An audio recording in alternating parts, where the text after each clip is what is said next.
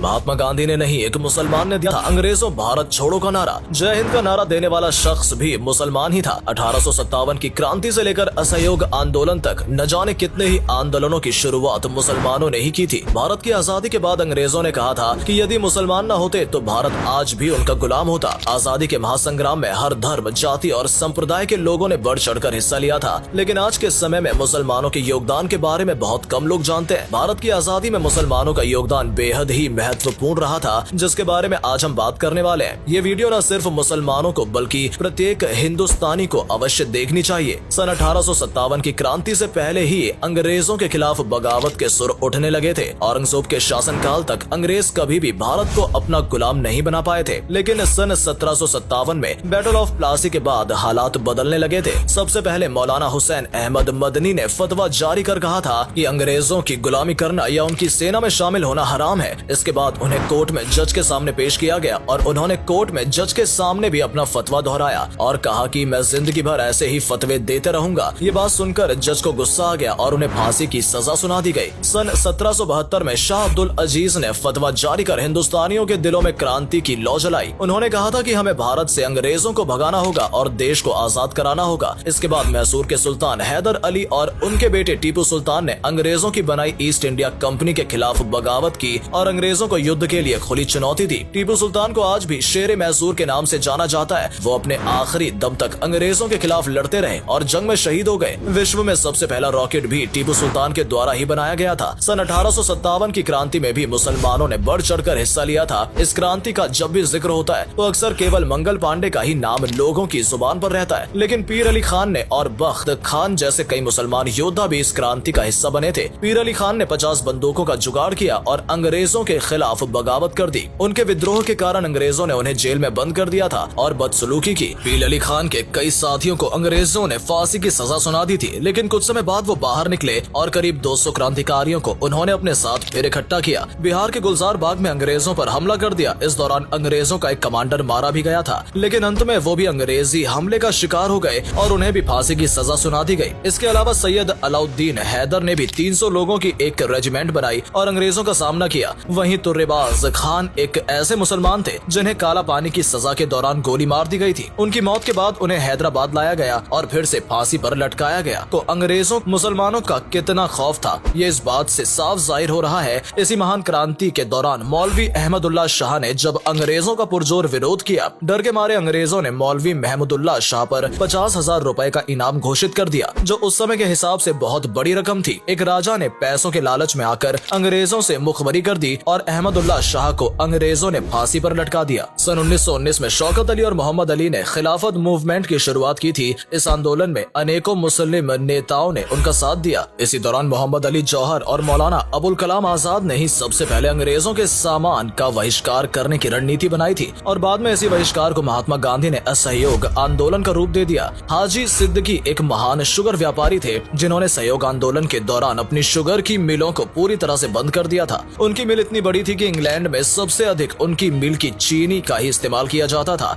भगत सिंह को जब फांसी की सजा सुनाई गई थी तो उनका केस लड़ने वाले बैरिस्टर आसिफ अली एक मुसलमान ही थे। कई बड़े बड़े वकीलों ने अंग्रेजों के डर से भगत सिंह का केस लड़ने से मना कर दिया था। यदि उस दौरान शोभा सिंह केस में अपनी गवाही न देती तो भगत सिंह फांसी से बच सकते थे। मुसलमानों ने भारत की आजादी के लिए कई सारे नारे दिए जिनका इस्तेमाल खूब जोरों शोरों से किया गया। महान उर्दू कवि हजरत मोहानी ने सबसे पहले इनकलाब जिंदाबाद का नारा दिया था। इन्होंने आजादी की रूपरेखा तैयार करने में भी अहम भूमिका निभाई थी। अंग्रेजों भारत छोड़ो का नारा महात्मा गांधी ने नहीं बल्कि सबसे पहले यूसुफ मेहर अली के द्वारा दिया गया था। इन्होंने ही साइमन कमीशन का विरोध करते हुए साइमन गो बैक का नारा भी दिया था। आज के समय में पढ़ाया जाता है कि जय हिंद का नारा सुभाष चंद्र बोस ने दिया था, लेकिन जय हिंद का सबसे पहला नारा आबिद हसन सफरानी ने दिया था। कानपुर के रहने वाले अजीमुल्ला खान ने सबसे पहले मादरे वतन भारत की जय का नारा दिया था। बाद में कुछ सांप्रदायिक लोगों ने इस नारे में माता शब्द जोड़ दिया था। अजीमुल्ला खान ने ही भारत के लिए राष्ट्रीय गीत लिखा था जिसके बोल कुछ इस प्रकार हैं। इसकी रूहानियत से रोशन है जग सारा, ऊपर बर्फीला पर्वत पहरेदार हमारा, इसके अलावा सारे जहां से अच्छा हिंदुस्तान हमारा जैसा शानदार गीत लिखने वाले प्रसिद्ध शायर मोहम्मद इकबाल भी एक मुसलमान ही थे। इतना ही नहीं, भारत के तिरंगे का जो स्वरूप आज हमें देखने को मिलता है उसे हैदराबाद की मुस्लिम महिला सुरैया तैयब जी ने के द्वारा तैयार किया गया था। इन्होंने पिंगली वेंकैया द्वारा डिजाइन किए गए शुरुआती तिरंगे में बदलाव कर चरखे की जगह बीच बीच में अशोक चक्र बनाया था। सैयद शहनवाज अहमद कादरी की किताब लहू बोलता है में विस्तार से वर्णन किया गया है कि भारत की आजादी में मुसलमानों का कितना बड़ा योगदान रहा है। अंग्रेजों ने भारत के क्रांतिकारियों को सबक सिखाने के लिए काला पानी की जेल का निर्माण कराया था। इस जेल में सजा पाने वाले सबसे ज्यादा कैदी मुसलमान ही थे। बहुत से अन्य धर्म के लोगों ने इस सजा से बचने के लिए अंग्रेजी अधिकारियों को माफीनामे लिखे, उनकी गुलामी स्वीकार की और यहाँ तक की मुखबरी भी की, लेकिन मुसलमानों ने कभी भी अंग्रेजों के साथ सौदा नहीं किया। सन 1919 में रॉवलेट एक्ट के विरोध में जब जलियांवाला बाग में लोग इकट्ठा हुए थे और जनरल डायर ने वहां आकर अंधाधुंध फायरिंग शुरू कर दी थी, तो उसमें भी सैकड़ों की संख्या में मुसलमान शहीद हो गए थे। भारत की आजादी की लड़ाई में इंडियन नेशनल कांग्रेस सबसे बड़ी पार्टी के रूप में उभर कर सामने आई थी। इस पार्टी में 9 बार मुसलमान अध्यक्ष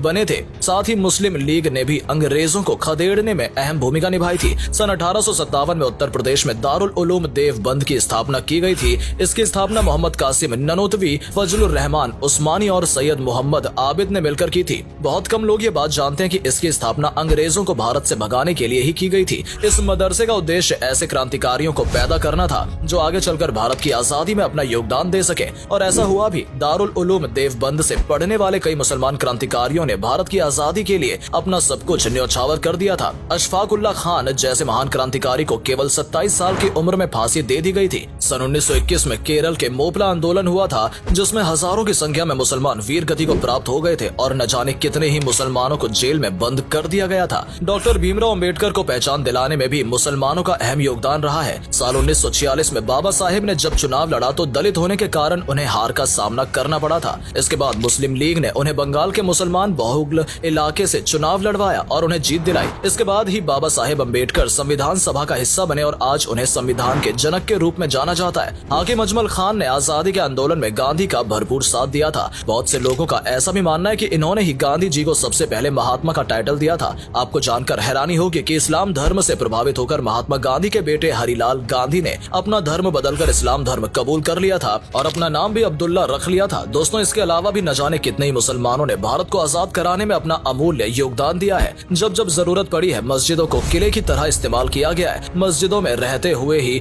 बहुत से लोगों ने आजादी की जंग लड़ी। आज भारत जिस मुकाम पर खड़ा है, उसमें मुसलमानों का अहम योगदान रहा है। उम्मीद करते हैं कि आप भी मुसलमानों के अमूल्य योगदान के बारे में समझ गए होंगे। अगर आपको ये वीडियो अच्छी लगी हो और इससे कुछ नया सीखने को मिला हो तो इसे लाइक करें और अधिक से अधिक शेयर करें। आज के लिए इतना ही दोस्तों, आपसे फिर मिलेंगे एक नई वीडियो के साथ। तब तक के लिए धन्यवाद।